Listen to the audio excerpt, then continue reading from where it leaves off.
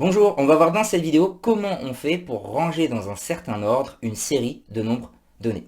Alors ici, c'est des nombres décimaux qu'on va chercher à classer. J'en ai 5 dans ce petit exercice. Alors avant ça quand même, j'ai parlé de ranger, mais ranger, il y a deux façons de ranger en mathématiques, deux types d'ordres. Eh bien, soit celui-ci, où on va démarrer du plus petit pour finir par le plus grand.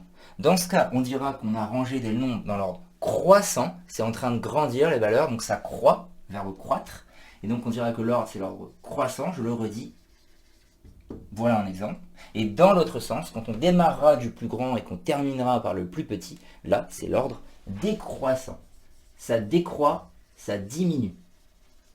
Voilà, il faut retenir ces mots-là, sinon on n'est pas sûr dans quel ordre on va devoir le ranger. Alors l'exercice que je vous propose, c'est donc de ranger ces 5 nombres-là, et on va voir la méthode, comment on fait. Seulement, je vous précise, range dans l'ordre, là on va dire qu'on les range dans l'ordre croissant. Bien sûr c'est l'exercice qui vous le donnera. Mais c'est pour dire que vous devez toujours prêter attention à la consigne et l'ordre qui vous est demandé, croissant ou décroissant. Alors croissant, c'est du plus petit au plus grand. Alors comment je vais faire? Alors une première chose à faire, c'est quand même déjà de lire les nombres. Il faut se les approprier un petit peu, donc on va les lire.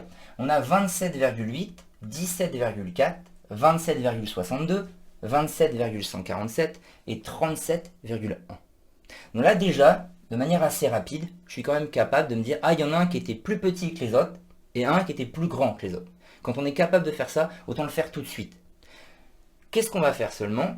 La vraie astuce que je vous conseille d'adopter, quand ça est écrit sur une feuille, et comment on peut écrire dessus, eh bien on va numéroter en fait la position de chaque nombre pour dire si ça va être le premier ou le dernier.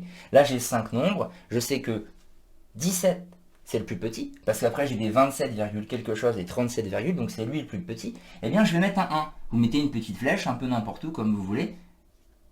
Lui c'est le 1, je le sais. Ou juste un numéro, ça suffira. Et je sais que le plus grand, maintenant que j'ai trouvé le plus petit, j'ai aussi le plus grand, c'est lui. Il y a 5 nombres, donc lui ce sera le 5e. Donc je peux déjà mettre un petit 5 à côté. Ça va me permettre vraiment à la fin de ne pas faire d'erreur et d'y voir plus clair au fur et à mesure.